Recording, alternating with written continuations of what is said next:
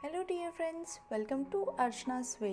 आज हम बनाने जा रहे हैं बाहर जैसे सॉफ्ट, फ्लफी और स्पॉन्जी डोनट्स, जो कि हम विदाउट ईस्ट, विदाउट एग और विदाउट ओवन बनाएंगे। तो इस वीडियो में मैं आपको सारी डिटेल्स इसके बारे में देने वाली हूँ, तो इस वीडियो को अंत तक ज़रूर देखें। तो चलिए इन इंग्रेडिएंट्स के साथ हम रेसिपी को बनाना शुरू करते हैं। सबसे पहले हम एक बोल में हमारे सारे ड्राई इंग्रेडिएंट्स को हम छान लेंगे, जिसमें हमें 2.5 कप मैदा लेना है। हम यहाँ पे हाफ कप पिसी हुई चीनी डालेंगे। यहाँ पे मैंने हाफ कप पिसी हुई चीनी ली है।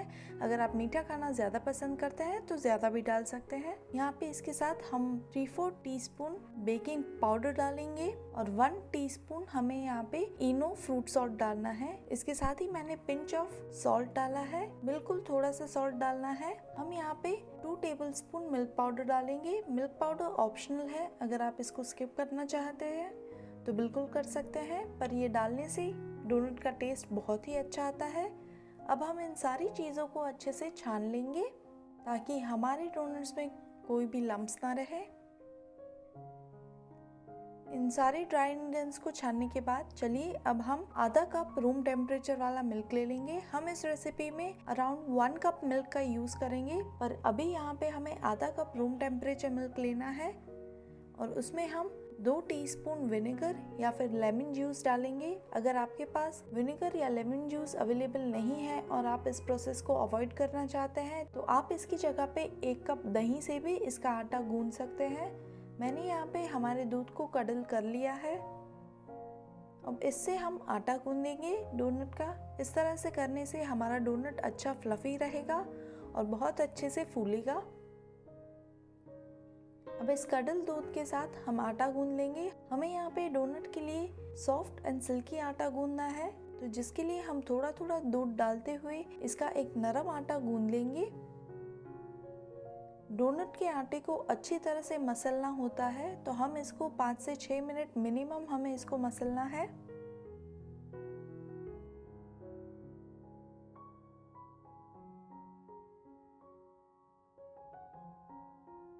जैसे ही हम आटा गूंद लेते हैं उसमें हम 1.5 टेबलस्पून बटर डाल देंगे और फिर इसको वापस से अच्छे से गूंद लेंगे जब तक ये इस तरह से बिल्कुल सॉफ्ट और चिकना नहीं हो जाता। आप देख सकते हैं हमारा आटा काफ़ी सॉफ्ट एंड स्मूथ हो गया है। अब हमें इसको रेस्ट करने देना है आधे घंटे के लिए। इस तरह से हम इस पे बटर लगा देंगे ताकि हमारा आटा ड्राई ना हो जाए। इतना आटा गूंदने के लिए हमें 1 कप में बिल्कुल थोड़ा सा 2 टेबलस्पून जितना दूध बच गया है, बाकी हमने इसमें यूज़ किया है। अब हम इस आटे को ढक के आधे घंटे के लिए रेस्ट करने के लिए रख देंगे। आप देख सकते हैं आधे घंटे बाद हमारा आटा अच्छा स्मूथ हो गया है। हमें इसको वापस से 3 से 4 मिनट गूंथ लेना है, जिसके लिए हम हाथों में इस तरह से थोड़ा सा बटर लगा देंगे और फिर हम इस आटे को कोई भी इस तरह से फ्लैट सरफेस पे आटा स्प्रिंकल करके निकाल लेंगे। इसको हम वापस से 3 से 4 मिनट के लिए इस तरह से गूंथ लेंगे। डोनट के आटे को गूंथना बहुत ही ज़रूरी है। इसको अगर आप अच्छी तरह से गूंदेंगे नहीं तो हमारे डोनट इतने अच्छे सॉफ्ट एंड फ्लफी नहीं होंगे। हमने आटे को अच्छी तरह से 5 से 7 मिनट मिनिमम गूंथ लिया था। अब हम इसको इस तरह से 2 पोर्शन में डिवाइड कर देंगे। इसका एक पोर्शन लेके अब हम इसको रोल कर देंगे रोलिंग पिन से। हमें इसको बहुत पतला रोल नहीं करना है, हमें इसको थिक ही रखना है। आप देख सकते हैं मैं कितनी आराम से इसको रोल कर पा रही हूँ। हमें इसको पिज्ज़ा के डो जितना थिक रखना है। आप कोई भी कटोरी, ग्लास या फिर कुकी कटर से इसको कट कर सकते हैं। मैंने यहाँ पे नॉर्मली कटोरी का यूज़ किया है। मेरे पास कुकी कटर अवेलेबल है, पर मैं आपको आज कटोरी में कट करके दिखाती हूँ। अगर आपके पास डोनट कटर अवेलेबल है, मार्केट में आराम से मिल जाता है, तो आप उसको भी यूज़ कर सकते हैं। अगर आपके पास नहीं है तो आप इसी तरह से कटोरी को यूज़ करके बीच का पोर्शन काटने के लिए आप कोई भी बॉटल की कैप का यूज़ कर सकते हैं, या फिर इस तरह से मैंने जो सबसे छोटी साइज़ का मेरे पास कुकी कटर था उसका यूज़ किया है। इसी तरह से हमारा फर्स्ट डोनट रेडी हो गया है। हम दूसरा डोनट भी सेम प्रोसेस से रेडी कर लेंगे।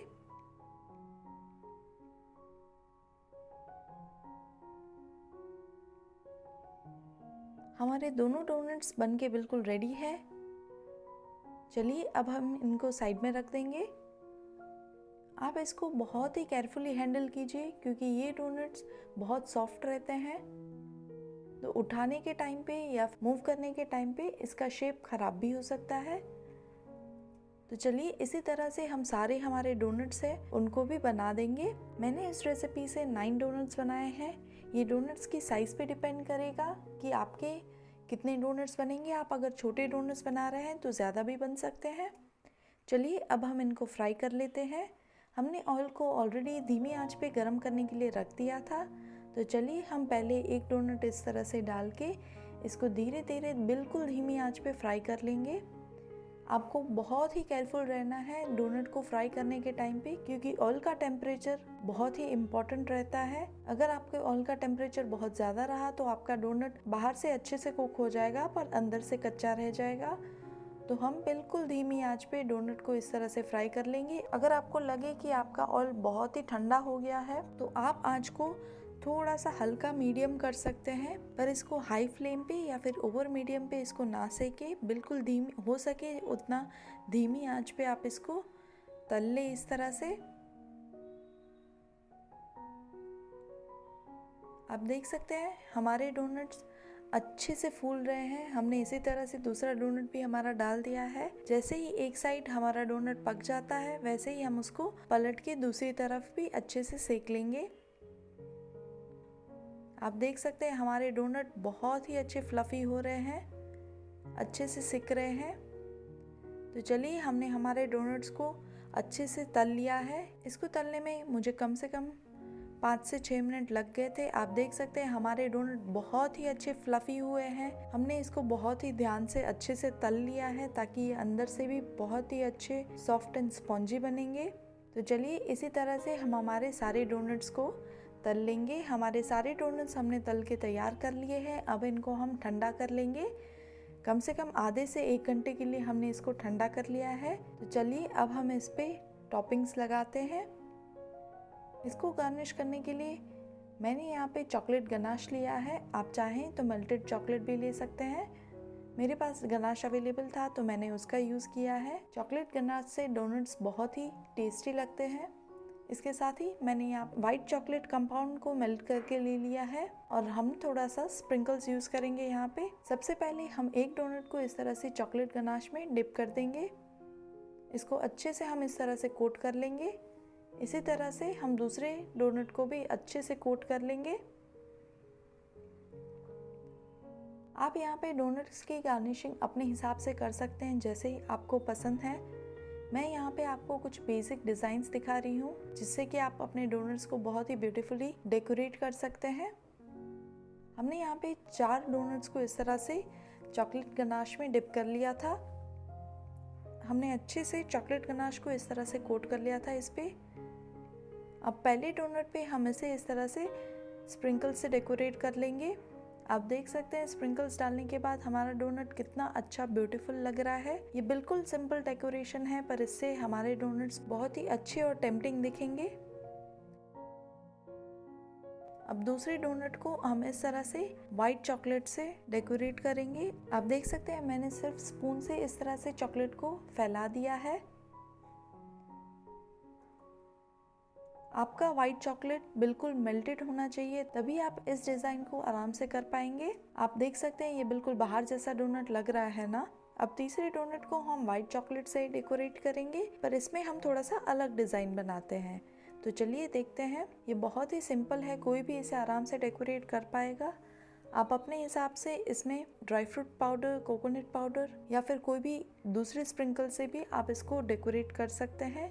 तो चलिए हमारे डोनट्स बनके बिल्कुल रेडी है। तो आप भी इसे घर पे ज़रूर बनाइए।